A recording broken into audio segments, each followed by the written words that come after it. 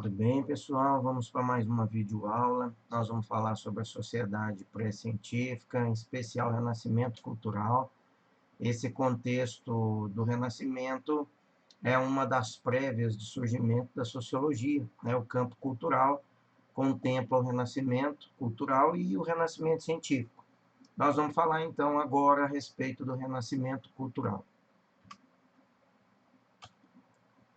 O que nós vamos falar inicialmente a respeito dos tempos modernos, né? O Renascimento, ele acontece dentro dos tempos modernos. O que equivale à modernidade, então? Do século XV à primeira metade do século XVIII, não é? O que acontece de mais importante dentro desse período da modernidade? Não necessariamente dentro do Renascimento, mas dentro do período modernidade. Então, século XV até o século XVIII. Quais são os processos mais marcantes? Primeiro, a emergência e a consolidação dos estados nacionais. Então, era um período de turbulência, era um período de conflito, de guerra. Muitos desses países, né, muitas das nações, dos principados, estavam consolidando sua área territorial. Então, é natural que tivesse, nesse contexto, muitas invasões, né? A partir do século XV, muitas invasões em razão de consolidar, de cada país poder delimitar sua área territorial. Então, é um período de muitas ebulições. É por isso até que o Nicolau Copérnico, não, o Nicolau Maquiavel, vai dizer para nós, né, vai escrever no Príncipe, os conselhos dele para que a Itália não fosse invadida, né? A obra O Príncipe é um grande conselho do Maquiavel para os governantes da época, para não seguir o modelo de bondade e sim criar ou utilizar um novo paradigma político, né? Então, a emergência e consolidação dos estados foi um período intenso do século XV até o século XVIII. Segundo item, está aí bem disposto na sua tela, o desenvolvimento do absolutismo. Então, durante esse período aí da modernidade, nós vamos ter uma consolidação dos estados e, consequentemente, do modelo absolutista, né? O modelo absolutista é aquele que vai dizer que o rei é absoluto, o rei vai fazer os três papéis ao mesmo tempo, judiciário, executivo e legislativo.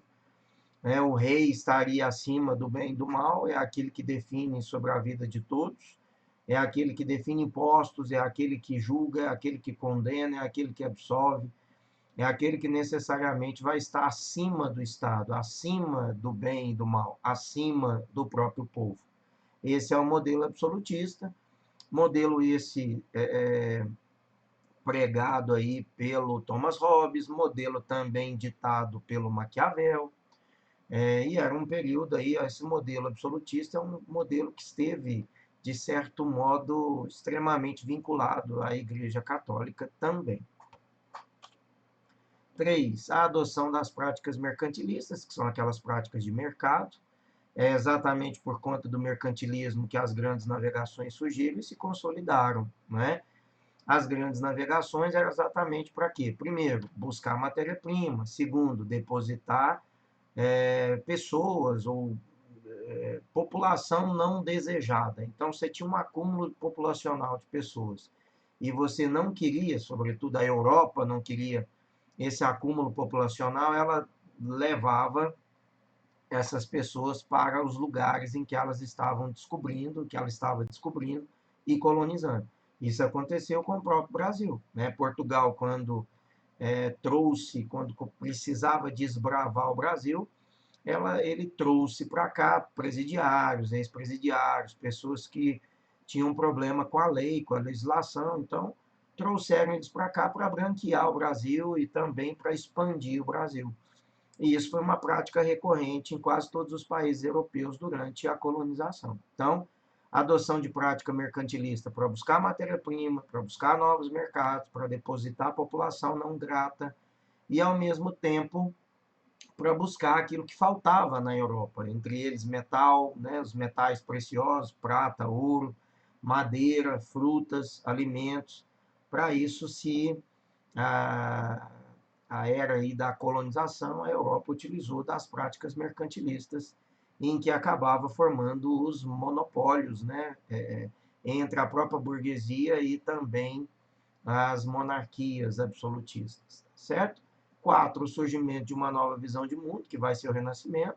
O Renascimento começa no século XIV, vai até fim do século XVI, de modo bem intenso. Depois nós vamos começar o preparo e o desenvolvimento do Renascimento científico, que vai acontecer efetivamente a partir do século XVII e no século XVIII. 5, a cisão da cristandade, é um outro elemento importante dentro da modernidade. A cisão da cristandade é exatamente quando surgiu o protestantismo, né? Cisão porque dividiu o meio o povo cristão, uma parte fica católico, continua católica, a outra parte passa a ser protestante. E com isso nós já vimos, né? A burguesia ganhou terreno porque enfraqueceu a Igreja Católica e mais tarde ela vai associar o protestantismo com o projeto capitalista, tema esse que o Max Weber, né, explicou para a gente muito bem na obra Ética Protestante e o Espírito do Capitalismo, certinho? E o 6, a cristalização de uma sociedade de ordens ou de classes. É exatamente os grupos estratificados. Nós vamos ter aquela hierarquia de estratificação, como nós tínhamos na Europa aí, a clero, burguesia, clero, nobreza, burguesia, alta, média, baixa burguesia, era uma estratificação. A partir aqui da modernidade, nós vamos ter uma estratificação sendo definida como aquela que até hoje vai existir, já colocando a burguesia no topo, colocando as monarquias ou a nobreza em segundo plano, a aristocracia em terceiro plano, e a aristocracia e a nobreza em segundo plano, e depois, gradativamente, o clero, e aí nós vamos estabelecer uma nova hierarquia que vai se consolidando a partir da Idade Moderna, né? A partir desse tempo em que o renascimento cultural começa a acontecer. O que é o Renascimento, então? Olha, é a renovação cultural que se desenvolveu na Europa do século XIV, veja bem, olha, eu disse para vocês, ó, começa no século XIV o Renascimento e ele vai até o fim do XVI.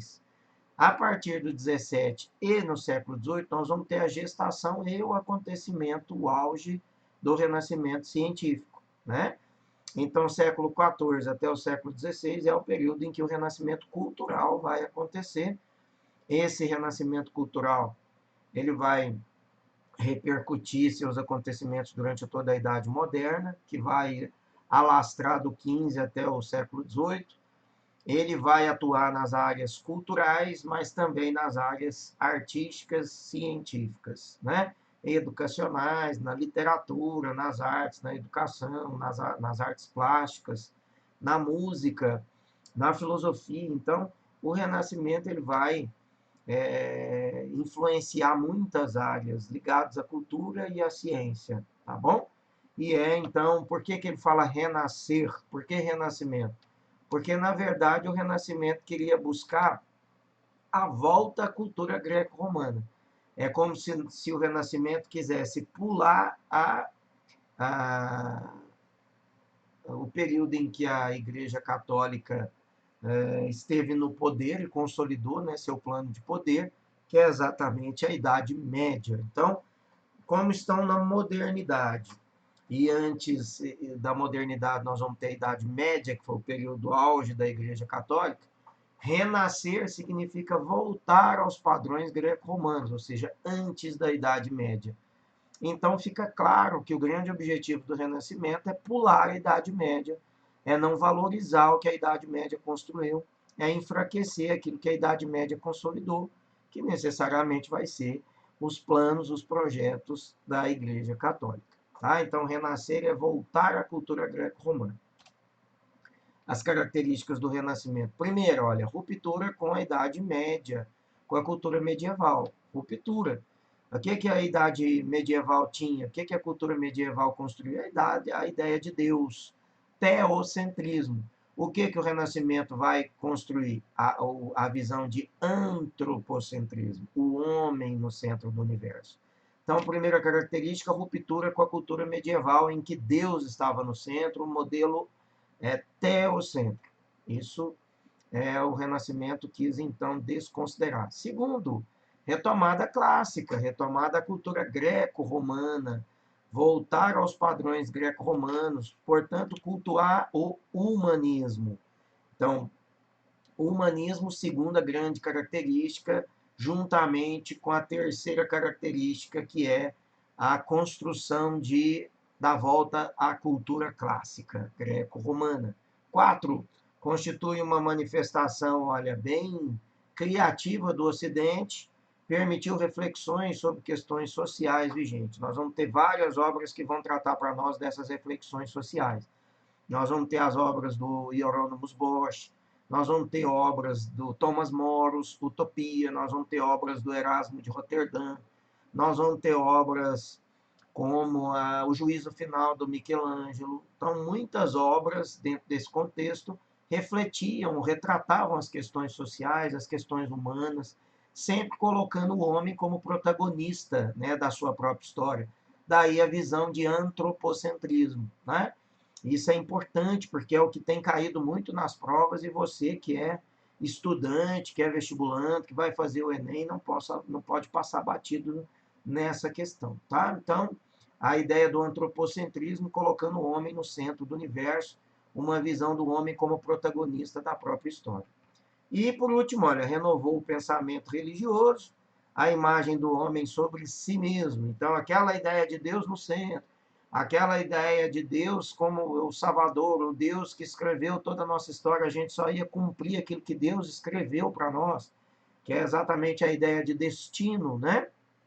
Então, essa ideia de destino, que é cumprir aquilo que Deus já tinha escrito para cada um de nós, isso então, durante o Renascimento, começa a sair do contexto, começa a sair do papel, e entra uma nova ideia, que é a do homem protagonista. O homem que vai cuidar da sua própria imagem, o homem cuidando de si mesmo, o homem que escreve a própria história, que vive a própria história, que pode mudar a própria história através das suas escolhas. Tá? Então, isso é muito importante vocês perceberem.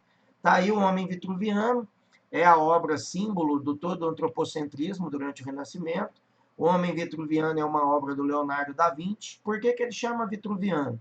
Porque quem tentou construir esse homem que tem aí uma justa proporção, que tem aí uma ideia de justa medida, uma justa igualdade, é por isso que ele está dentro do círculo e do quadrado.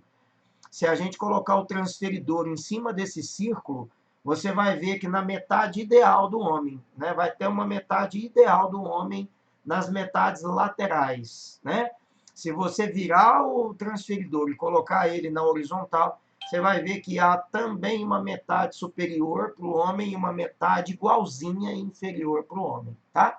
Então, a ideia do homem no centro, o homem como a justa medida, o homem como proporção de equilíbrio.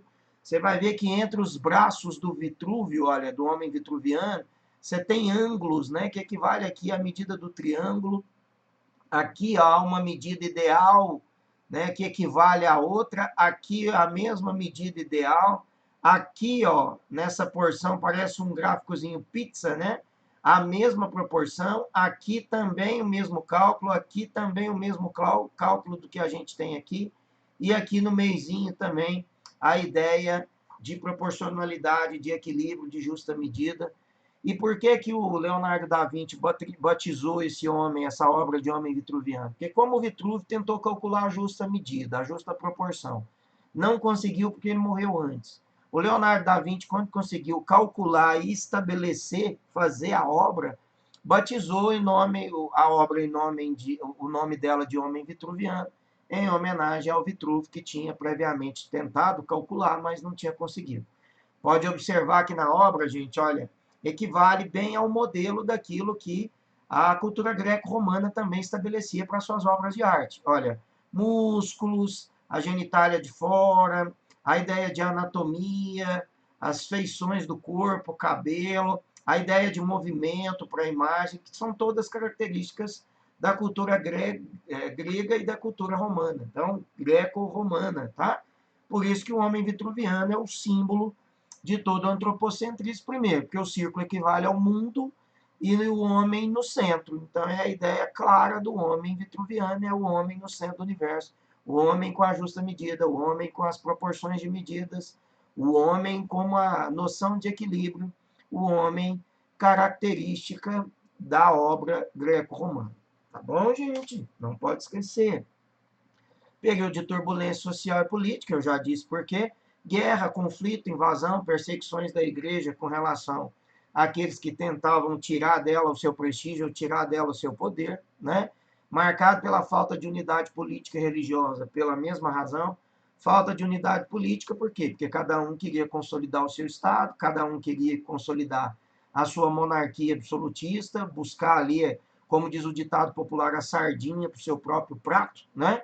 E por que, que era a falta de unidade religiosa? Porque a gente já tinha aí estabelecendo governos que tinham ligação com a igreja e outros que não tinham, e já tínhamos aí a aproximação, a partir daqui nós vamos ter já a aproximação do povo e de alguns elementos de poder, né, com outras religiões, que mais tarde vai gerar o protestantismo. Por isso, essa falta de unidade política e religiosa. Longas guerras, já disse também por quê, por conta de consolidar os estados, de invadir, de aumentar a área territorial dos países, dos reinados, né? É exatamente por isso que nós vamos ter longas guerras. Assim como nós vamos ter também longos períodos, olha, de processos políticos e eclesiásticos, né? O Papa no poder, ou cardeais no poder por longos anos, né? Muito tempo o Papa ou o cardeal no poder, né? As longas guerras, o que é o sintoma desse contexto? Olha, exílio, Nicolau Copérnico foi perseguido e morto, Giordano Bruno foi perseguido e morto, o Galileu Galilei foi exilado pela Igreja Católica, né? As condenações, como a do Nicolau, a do Galileu, e de todo aquele que se ousasse, né, que ousasse entrar na frente da Igreja Católica e de tentar, de alguma forma, impedir o seu projeto de poder, né? Na América, nós vamos ter muitos genocídios, sobretudo praticado contra os índios, né? Astecas, maias, incas, mesmo no Brasil, Yanomamis, Tupis-Guaranis, muitos desses índios foram quase dizimados, se não dizimados. Então, o ressurgimento da escravidão como instituição legal, nós sabemos aí do uso da escravidão de índio e também dos povos africanos, que foram presos e depois colocados como mão de obra escrava em boa parte dos países que estavam sendo colonizados pela Europa. Inglaterra, Espanha, França, Portugal, principalmente. Uma filosofia pessimista da história, né, marcada pela angústia, da proximidade do fim do mundo. Então, nós vamos ter obras aqui logo abaixo, olha, Divina Comédia, do Dante Alighieri, que vai falar, né, do juízo final, que vai falar do julgamento de Deus nos fins dos tempos. Nós vamos ter o próprio juízo final do Michelangelo, que tem a foto dela ali, que dora pouco, nós vamos falar sobre ela. Então, vários quadros do Hieronymus Bosch, que vai retratar o sofrimento humano, a dignidade humana sendo aviltada, o papel da religiosidade, como aquela que aprisiona, mas aquela que também tenta resgatar um período de domínio, mas demonstra nas suas obras, né, o Hieronymus Bosch, a condição de sofrimento, essa condição de pântano, né, de inferno em que o ser humano vai viver, marcado pela dor, marcado pelo o pântano, o barro, as fezes, etc. Isso tudo é bem evidente nas obras do Hieronymus Bosch, que daqui a pouquinho também nós já vamos falar sobre ela. Aí a primeira obra do Dante Alighieri, olha a capa do livro. Nós vamos ver aqui o demônio, né, na capa do livro, seguindo exatamente, tocando o barco aqui, ó, né, a canoa, você vê que o marco aqui é um mar de lama, um mar de, olha, as pessoas atoladas nesse mar de lama, né, como se fosse um esgoto, não é? O demôniozinho chifrudinho, com rabinho de ponta e de espeto, o tridente na mão, que é a própria visão do demônio que o Dante criou, né? Então, ó, é um poema épico, escrito pelo Dante Alighieri, clássico da literatura mundial, escrito durante o Renascimento. É nele que vai estabelecer aquela figura do inferno, purgatório e paraíso, que até hoje a gente utiliza, né? Vai para o inferno, vai para o sol, ou tá vai para o inferno, vai para o paraíso, ou está no purgatório, né?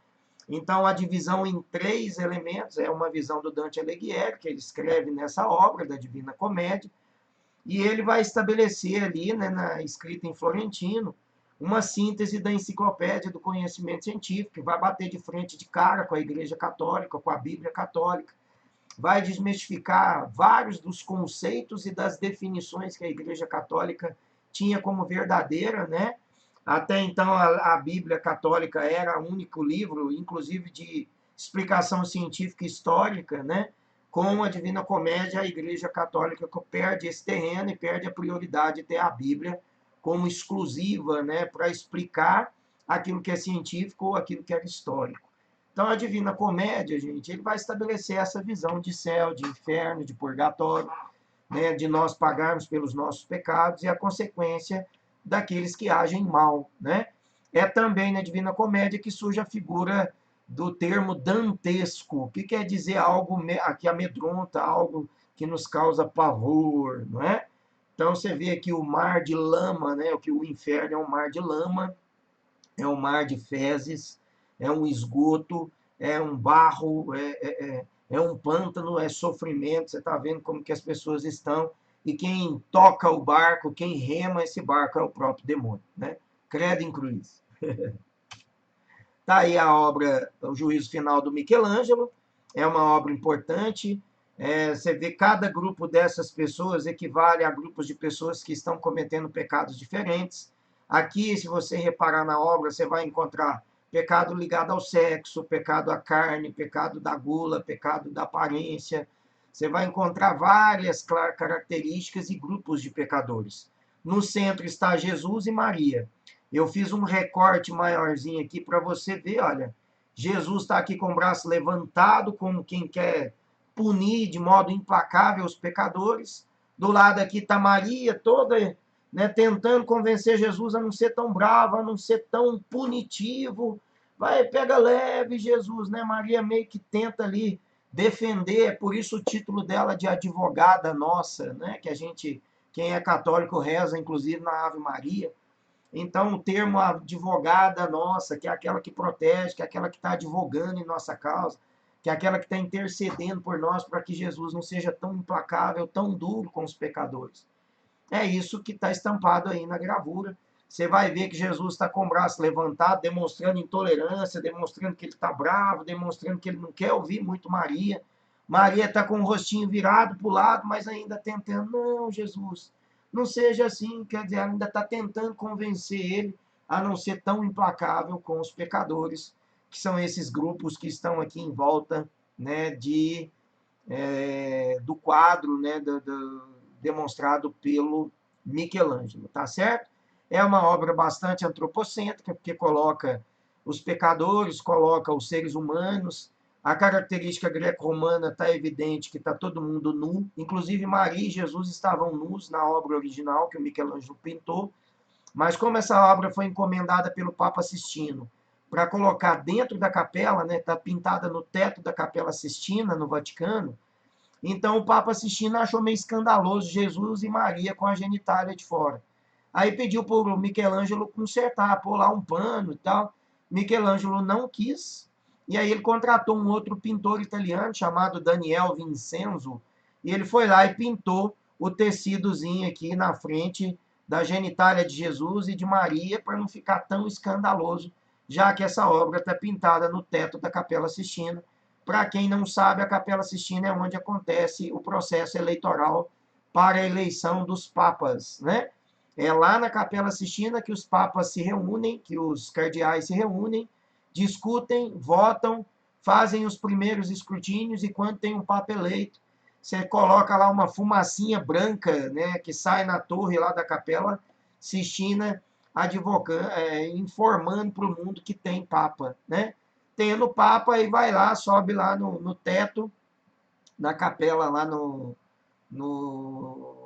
São Pedro, né, na capela, né, no templo católico São Pedro, surge lá na torre e comunica quem é o Papa eleito. Então, essa obra está lá no teto da Capela Sistina, no Vaticano. É uma obra extremamente antropocêntrica, que mostra o pecado, mostra a condição humana, mostra até Jesus bravo, né? Mostra a condição humana de Jesus, a condição humana de Maria, que intercedendo pelos pecadores, e o sofrimento e a dor daqueles que cometem vários pecados, representados aqui por vários grupos que o Michelangelo pintou nessa obra. Aí a obra, uma das primeiras obras, né, do Hieronymus Bosch, essa aí é a visão Tondal. Você vai ver que a característica desse indivíduo aqui no centro é Maquiavel, e no nariz do Maquiavel, a cacazinha do nariz do Maquiavel, olha, está saindo seres humanos, equivale exatamente, mais uma vez, à visão de pântano, né? A visão de sujeira, de meleca, né? Aquilo que é porco, aquilo que é ruim, aquilo que é lama, aquilo que é barro, aquilo que é fedido ou aquilo que é impróprio, né? Então você vê as pessoas atoladas na caca do Maquiavel que sai do próprio nariz dele. Você vê a condição de sofrimento, saúde, de dor, de fome, você vê caveira de animais aí no chão, você vê animais, olha, que não são propriamente conhecidos, né? Uma mistura de animais zoomórficos. Você vê aqui alguns religiosos tentando ainda convencer o ser humano a não se apartar, né, do catolicismo e da convicção católica medieval. E você vê aspectos nessa obra extremamente humanos, colocando o ser humano como protagonista de tudo. Lá no fim, você tem ali algo, olha, fogo, queima, parecido exatamente com a visão de inferno, e a lama, o barro, a sujeira, indica exatamente esse banho de lama, aquilo que seria mesmo a miséria, o pecado, e as pessoas que cometem esses pecados, que pagam exatamente no pântano, né? Na sujeira, na caca que sai do próprio nariz, tá bom? Outra obra aí, ó, o Concerto no Ovo, é também do Hieronymus Bosch. O ovo, né, tem uma relação de vida, né, gente? Porque é vida que brota de dentro para fora. O ovo tem essa natureza teológica até, né, e filosófica. É você permitir que o que está dentro saia, quem está dentro que rompe com a casca, né? Então você vê a visão do antropocentrismo, você vê uma partitura de livro de partituras nas mãos dos indivíduos que são seres humanos. Então você mostra que o centro da tela do Renascimento é a cultura, é o livro de partituras, são seres humanos. Você tem aqui a batuta nas mãos do maestro, você tem harpa, você tem flauta, né? Toda uma relação aqui de cultura, olha. A corujinha, que é o símbolo da pedagogia, da educação, da informação, né? Tá aqui. Olha, a serpente enrolada no galho, que significa o pecado. Olha, o pecado foi colocado de lado, o pecado foi fisgado, o pecado já não anda solto, né? Já não está ali a ideia da peçonha, daquilo que é perigoso, também simbolizando a ação da igreja, que cometeu diversas atrocidades durante a Idade Média. Então, olha, a viola, você está vendo que tem aqui ainda ó, a figura de zoomórficos, né? Que é metade humano, metade animal. Olha, braços que estão saindo, animais saindo também de dentro, animais que também tocam instrumentos. Então você vê uma relação exatamente daquilo que é o antropocentrismo, da mudança de paradigma, obras que retratam o sofrimento humano, as questões sociais. Dentro aqui do balde nós podemos ver, olha, comida que tem corvos ou urubus, né, o que indica que essa comida esteja decomposta, né, em decomposição, talvez perdida. Quer dizer exatamente que aquela comida anterior, que aquela visão da Idade Média já perdeu a validade, já está podre, né? Já está fedendo, é, porque está em decomposição.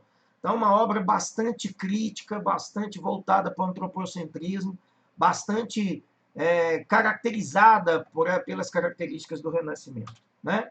Outra última obra dele que eu coloquei, A Descida de Cristo ao Submundo. Olha aí, mais uma vez o submundo. O submundo é o inferno, marcado pela lama, pelo pântano, pelo odor ruim, né? Fogo, escuridão, sofrimento, tá tudo estampado aqui, olha, sofrimento humano. Você tá vendo que tem mais uma religiosa aqui, ó, tentando ainda se salvar, né?